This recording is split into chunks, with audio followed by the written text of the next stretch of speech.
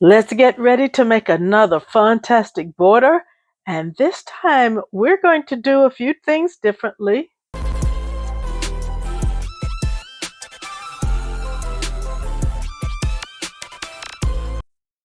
We're going to have a wide border, several inches wide. And I hope that's going to be a lot of fun. And I'm also going to show you a different technique. You know, these things are so versatile. And we're going to be using both the curves side and the ripple side. And I've actually put a little tape on here so I'll know what the names of these curves are. And I'm hoping someday that Creative Memories will come out with more versions of these templates.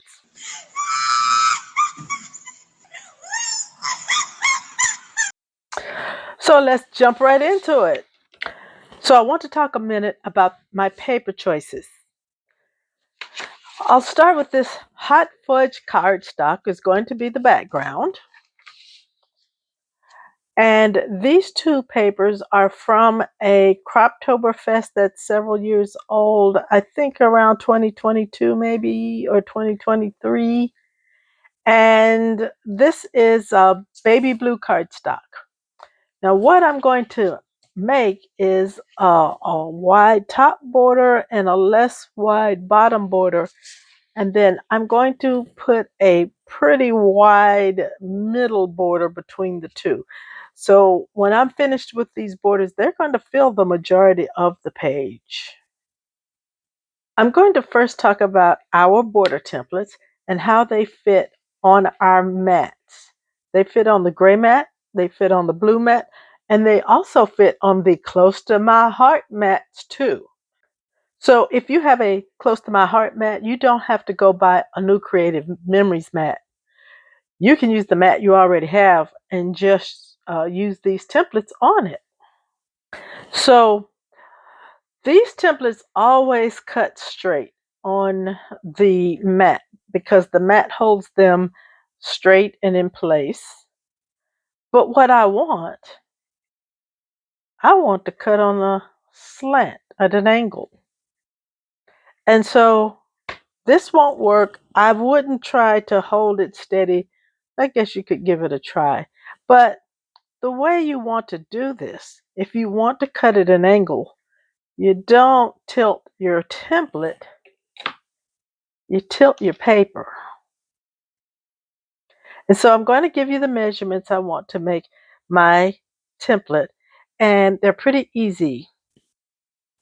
So I'm putting the lower left corner of my paper a half an inch up and 1 inch over to the right. And then I'm tilting my paper at the point where the 6-inch mark crosses this zero line, this outer line here. Now you don't have to be precise. We're not building precise machinery, but this is going to give me an angle that I'm happy with. Next, I want to be using my ripple side. Now, let's start with the template. Okay. The template has two sides. They call this side the curves, and they call this side the ripple. So I'm referencing, when I put this tool down, I'm using this outer edge of the tool. Now note, some of the paper on this side, on my right, is hanging over, and that's going to affect the placement of your tool. So you want your paper to be at this 1.5 inch up and 1 inch over mark, and then crossing the 6-inch line, intersecting that spot there. So I'm placing my ripple line towards me, And I'm putting this outer edge on the 5-inch line. So I want that outer edge on the 5-inch line. I'm holding my paper steady. I could use peel and place tape to hold it in place if I chose to do so.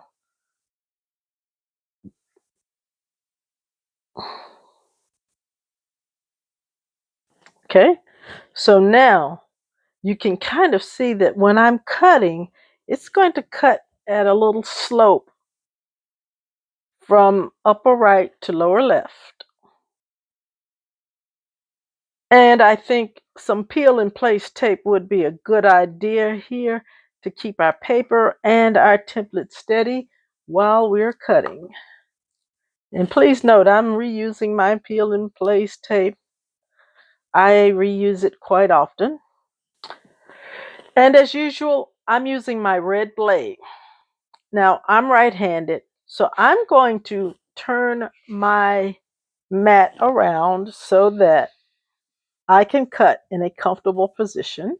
So I have my red blade and I've tilted my mat because I feel the most comfortable cutting this direction.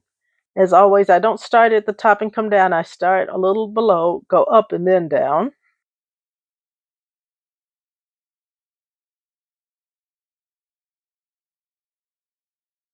Do be careful with the peel and place tape because it can tear your paper. It doesn't always. But this turned out just like I wanted it to.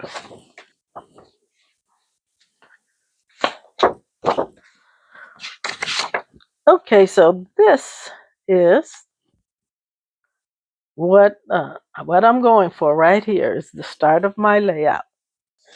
Now, ideally, I would have made my second cut from the back of this pattern paper, but that wasn't the mood and feel and look I was going for with my photos. This has a dark, uh, I don't know if it's considered a purpley red color. And while it does go well with the other side, it's it's not where I want to go. I want to stay with the browns, greens, and blues. This color doesn't do it for me. Okay, let's make our second cut.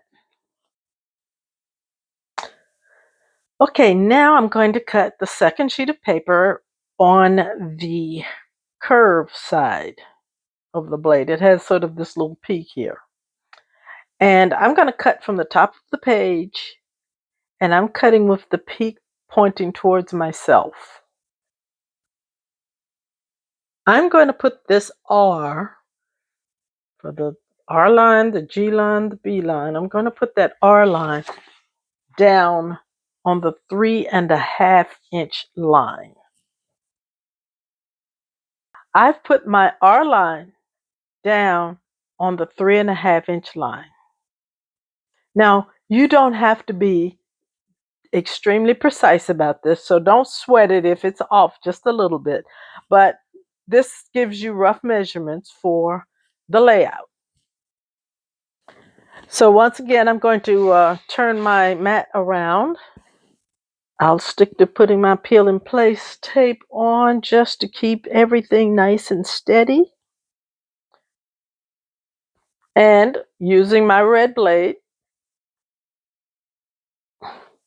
I'm cutting a traditional curve with it in the straight position.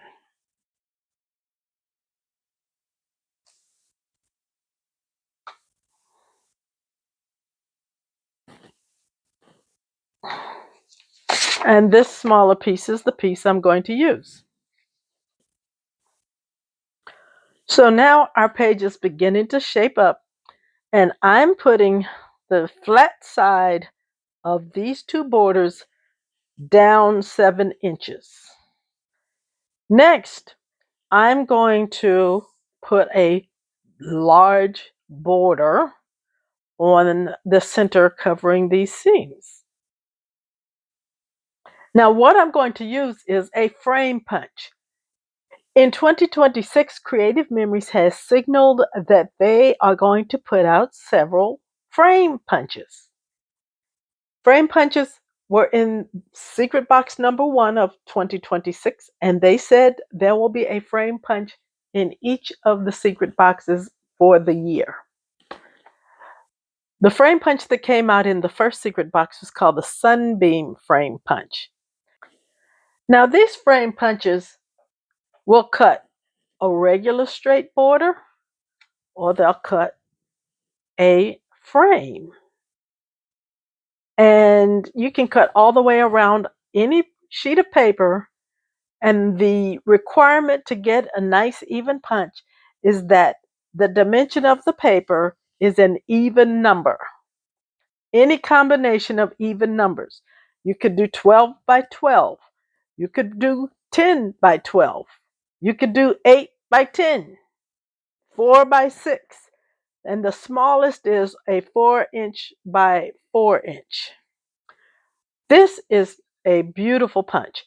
And today I'm going to make a wide border using the frame technique. So I'm going to use baby blue cardstock to make a frame to cover up this seam.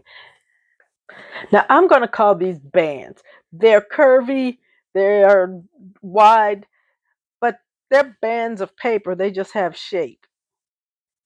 And when you put two bands of paper together, personally, I like something over the seam. And you can put anything over the seam. You could put something narrow. You could put a sticker. If you like, you can leave it blank. It's your choice. Today, I want to go big. So I'm going to use the Sunbeam punch and baby blue cardstock to make a wide border here. Now, as I said before, any dimensions that are an even number will work with these frame punches. So I'm going to cut a piece of paper that is 4 inches by 12 inches. And this is what I'm going to make a frame border with. Now, what makes a frame border unique is that in a classic straight border, you would start with your paper lined up here or here, whether you're going to the left or to the right. You would start here. But when you want to make the frame, you need to pull the paper over a bit. So it gives you this straight silver line, whether you're going that direction or punching in this direction. And so you would begin with the edge of your paper on one of these lines.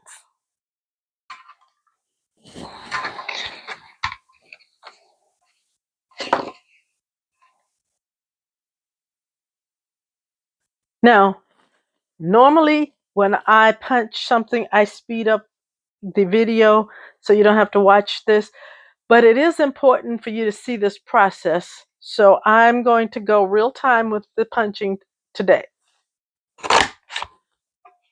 Now notice after that first punch, you have this little tab over here. That tab is going to be used in the making of the frame.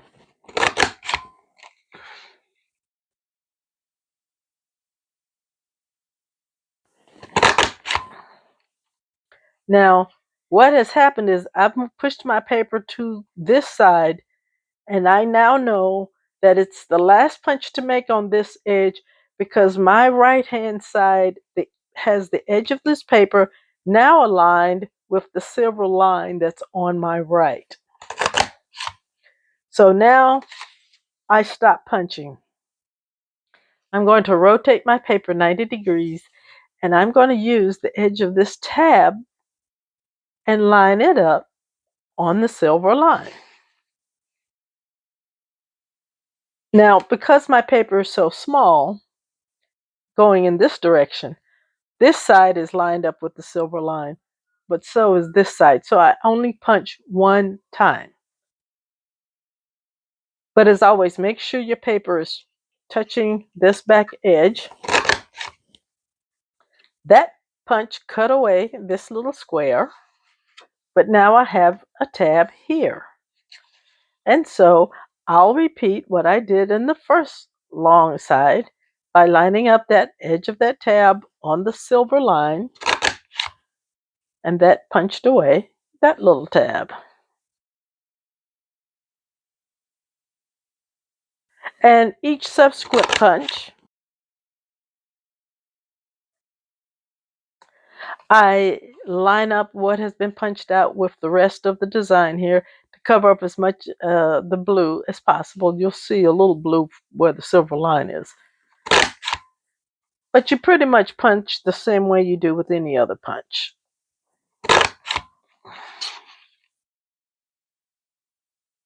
Once again, I've gotten to the edge and this side is lined up with my silver line. And now this is what my paper is looking like. I have the tabs. I am putting in the paper and lining up these edges. And I have two more little squares. And this is my beautiful border. I just love this. It started with a piece of paper, 12 inches wide, but 4 inches tall. Now I am really happy with my border, but notice something. I think you'll see it better like on here. Notice it's not fully 12 inches long. Now you can do one of two things. You can accept that they'll be a little bit showing, or you can do what I'm going to do, which is I'm going to cut somewhere in the middle underneath where my photos will be and spread it out such that it goes end to end. But speaking of my photos, let's get them out and see how they will look on the paper.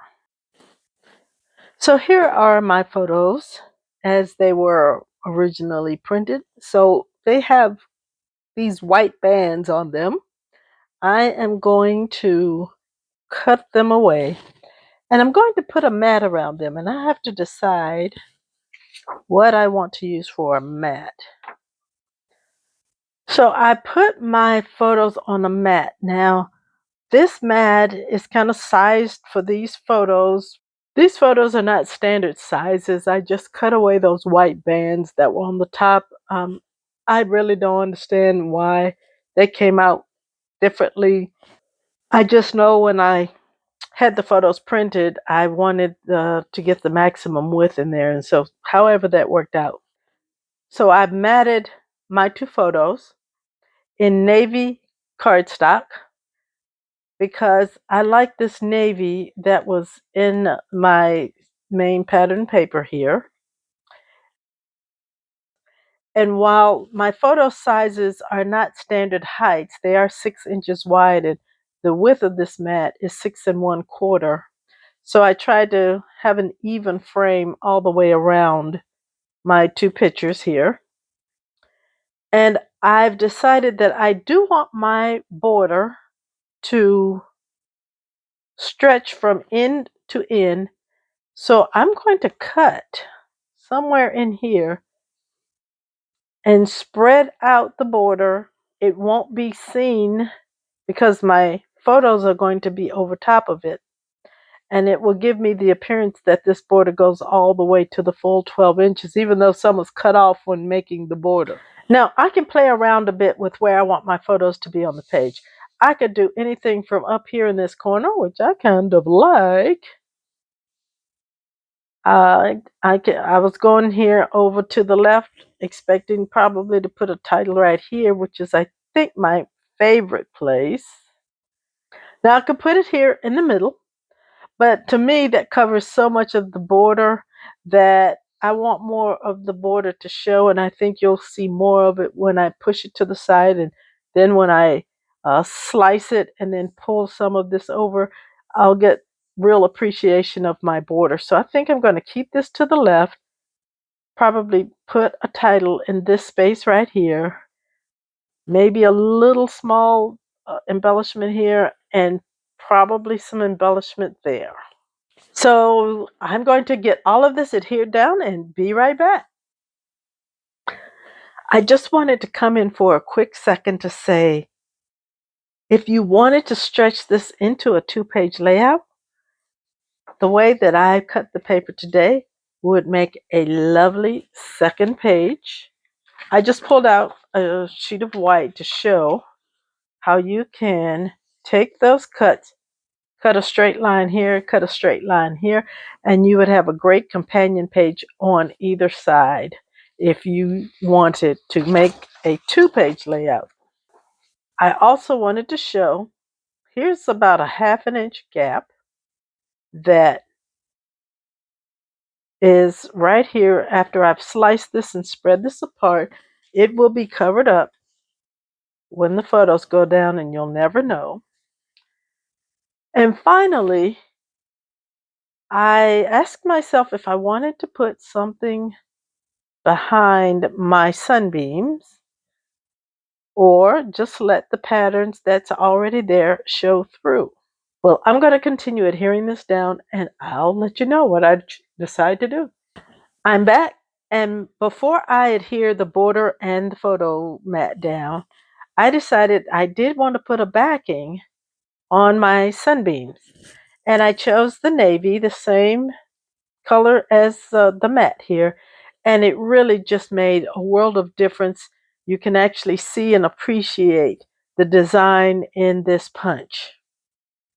Now, the way I backed it, I cut some squares at 1 1/4 of an inch, and then I took my corner rounder and I rounded one of the corners, and that allowed me to get full coverage of the sunbeams, but without a point sticking out at the edge.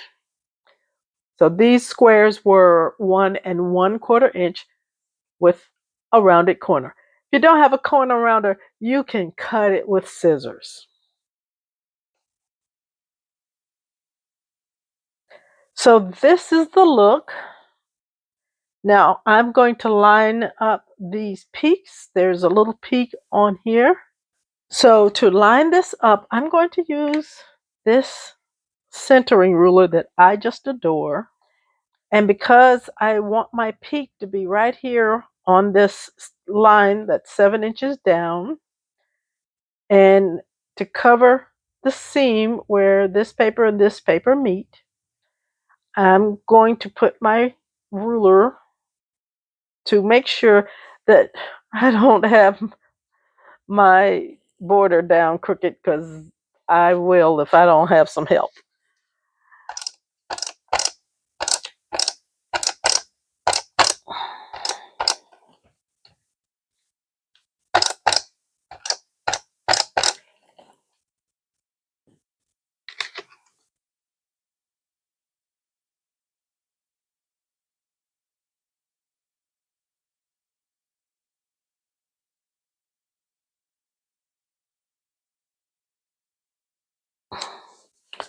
And that really helps me to get straight. And now let's see where I want my photos. I think I like it right there. How far to the left do I want it?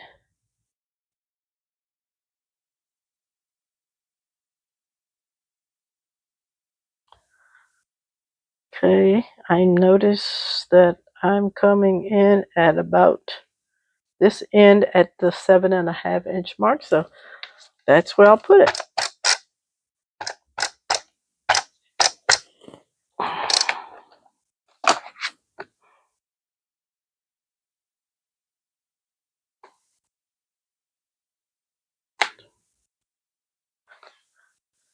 I do love this tool.